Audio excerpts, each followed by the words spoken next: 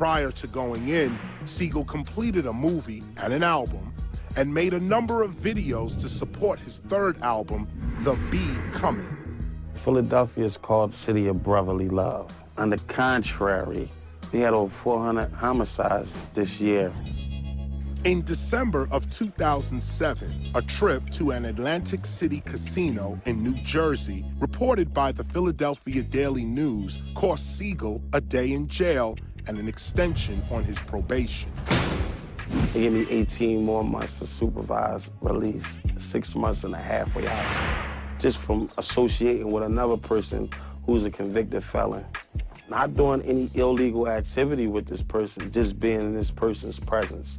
Especially in the business that I do, to be around somebody who's a convicted felon, I can't do no concerts. Half of the crowd out there might be convicted felons. I mean, to me, it's bullshit. To the law, it's not. As far as me being targeted, who knows? If I was being targeted, I wouldn't comment on it, because I'm going to still be being targeted. I don't want to piss them off. For the gun charge, Sigel was sent to the Federal Correctional Institution of Fairton, New Jersey, where he served a year. I slept, woke up, read books, magazines, anything, everything you did. Played chess, played cards, watched a little TV, went back to sleep and did the same thing over and over again. There ain't much you can do. That ain't no place you want to be with somebody telling you when you go to sleep, wake up, when you want to eat and things like that. You don't want to never be in that situation. Like your freedom, I mean, it's stripped from you to do things. Going to jail don't give you street credibility. That don't, like to me, it don't make it. That means you messed up, you slipped up. So you couldn't have been that street smart. Going to jail, that means somewhere you made a mistake. Everybody who go to jail probably don't deserve to be there. You know what I mean? There's a lot of innocent people in jail. There's a lot of people in jail for victim of circumstances. They just was at the wrong place at the right time and got caught up in something. So going to jail don't give you no street cred. I was like a window to the outside world to a lot of people. So I got a lot of respect. You know what I mean? People respected the fact I didn't come there as Beanie Sigel. You know what I mean? This is people who sit in their cells and listen to my music, and to actually be able to see me, and I'm in the same position with them, and I'm making these songs like What's Your Life Like, and songs about, you know what I mean, that life, and they see that I'm in there with them. I guess it get them hope. As far as creative, like to me, I was in a place where as though I couldn't really be creative there. I wasn't Beanie Sigel, the rapper, when I went to jail. I wasn't creative, but I seen a lot of things. And you know what I mean, I'm a sponge, so I soak a lot of things up. So by the time I got out of there, I had songs in my head already. I just didn't write them down yet. So it was an experience. So, and that's how I was able to come out, you know what I mean, and make the music that I did. It was a rap that I had said, my days getting shorter, my nights getting longer, my cell getting smaller, my son getting taller. I exercise my mind, my body getting stronger, but my blood getting colder, heart getting harder. Chances for a pill getting slimmer. My skin getting brighter, my hair getting thinner. See, when you stressed out, you can age fast in there. I done seen weak dudes not last a year.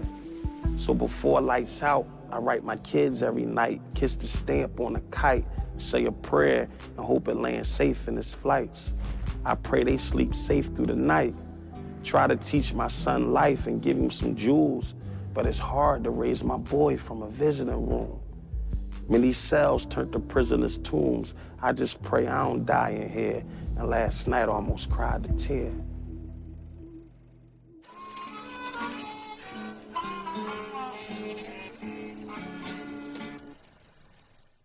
Many rappers who end up in prison are nabbed on illegal weapons charges.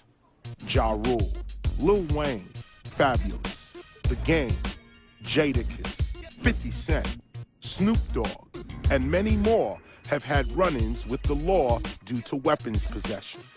Why would a hip-hop celebrity with so much to lose risk everything to carry a weapon?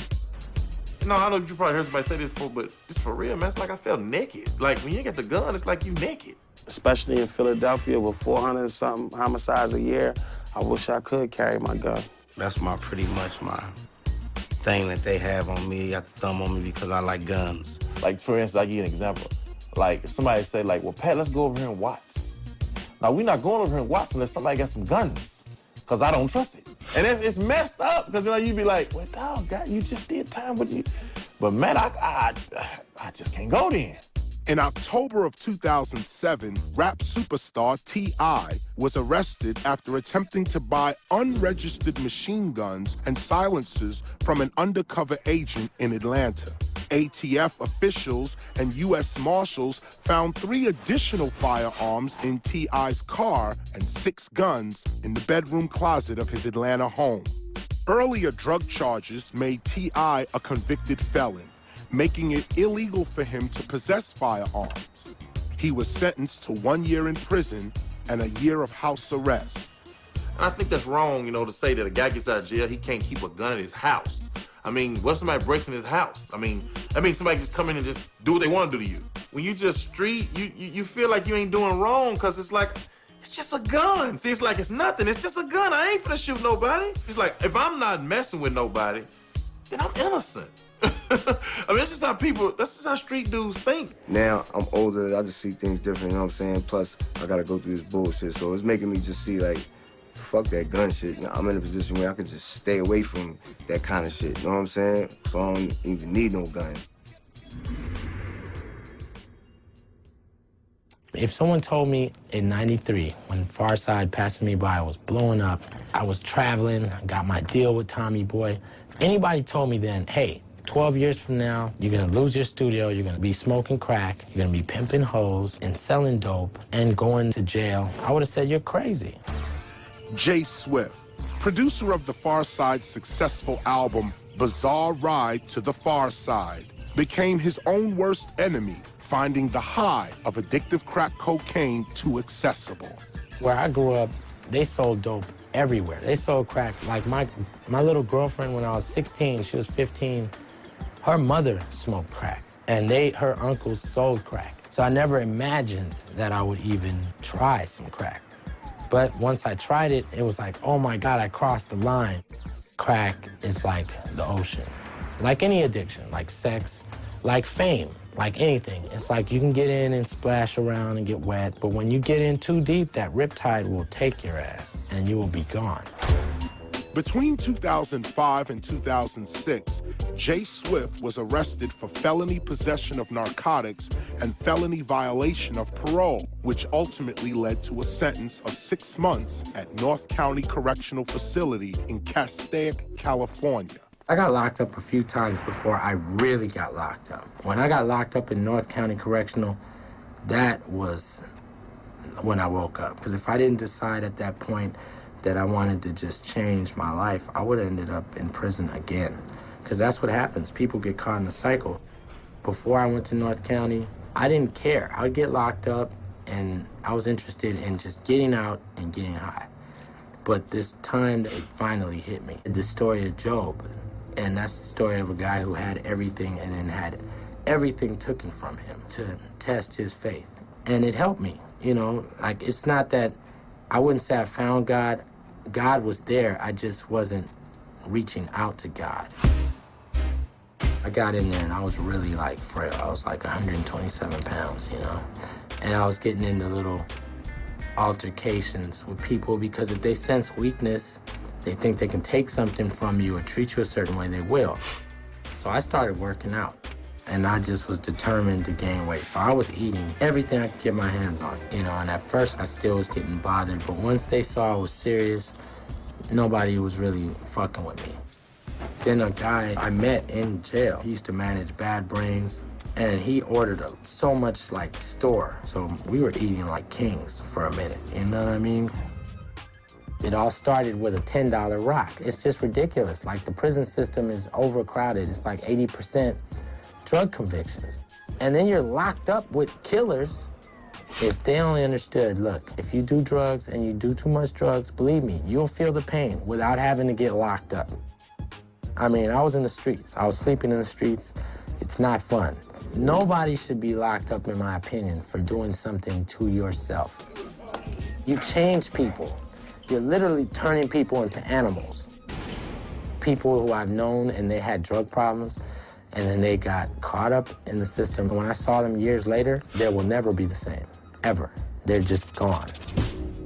When I was on drugs, all I did was drugs, you know? And it just wasn't fun. There's nothing fun about just doing one thing, no matter what it is. You know, well, I don't know. I love hip hop. I do it and I have fun at it, and that's the only addiction that's never had any side effects. My whole purpose is to just make good hip hop. That's it. And just, you know, help my family and friends, and that's my contribution to this world. Today, a clean and sober Jay Swift is working on a new album, Negro Knievel, and has filmed a documentary about his life titled One More Hit.